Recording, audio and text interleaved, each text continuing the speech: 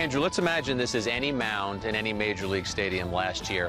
Why were you so comfortable pitching in 2014? I think I got off to a good start and just kind of built momentum, and I feel like I got better every time out, and I was able to make my adjustments when I needed to. And I was fortunate to be with a good group of guys, first off in Boston and then in Baltimore especially, and you kind of feed off each other, and just felt like everything seemed to go right for the most part, and had a rough stretch in the middle of the season, but other than that, just seemed like I was getting better and better every time out.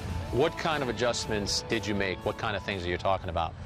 A lot of times I think of it as just making a small tweak to a mental thought about my mechanics. I know that kind of sounds complicated, but just something, maybe today it's I want to drive my back leg towards home plate, or just keep my front shoulder closed. Something as simple as that, and keeping it to one item. I think a lot of times as pitchers, I know at least with me personally, I get into trouble the longer that list gets. When I've got to get 5 things right in order to deliver a pitch, it's not going to be a good day. It's going to be a rough one. And I think last year I was able to simplify and just keep it one thing at a time. I'm glad you brought up mechanics, because a couple of years ago, you did end up simplifying things while you were with the Red Sox. What happened there, and how did that help you so much?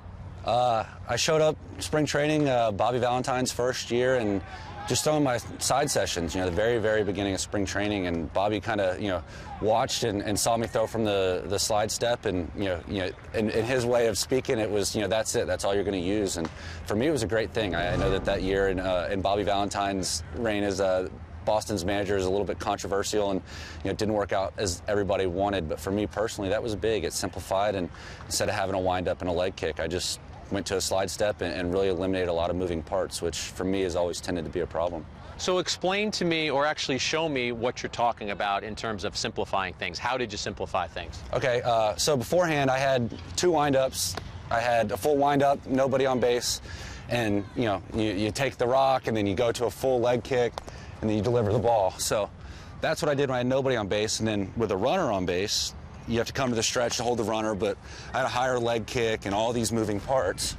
So Bobby's idea was to exclusively use a slide step, which a lot of guys use that as a method of controlling a fast runner. But regardless of who's on first base, it could be the slowest catcher in the league and hasn't stolen a base in his career, I'm going to do that slide step. So the slide step is basically just pick up your foot and go to home. There's no leg kick.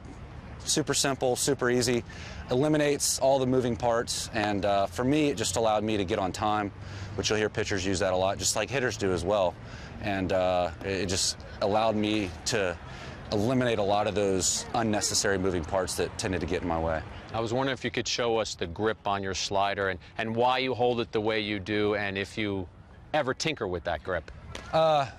For years, I would tinker. I think I'm kind of a believer that, if you use the same grip for too long, you kind of get comfortable and fall into bad habits with it, so you mix it up. But the last couple years, I've been pretty consistent. I grab it right across the label, for whatever reason. I don't know whether that's superstitious or whether maybe that hides something from the hitters, but I always grabbed across the label. And to throw it harder, I get it more out in my fingertips and get my fingers closer to the top of what we call the horseshoe.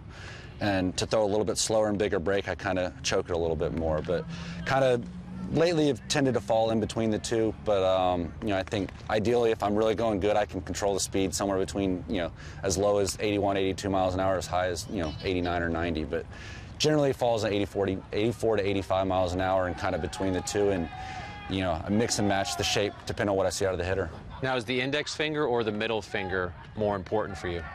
Definitely the middle finger. I think what I'm trying to establish when I feel my grip is I want to feel as much seam and pressure on my middle finger as I can. And, I just, that's what that's how I visualize creating the torque on the ball and making it break.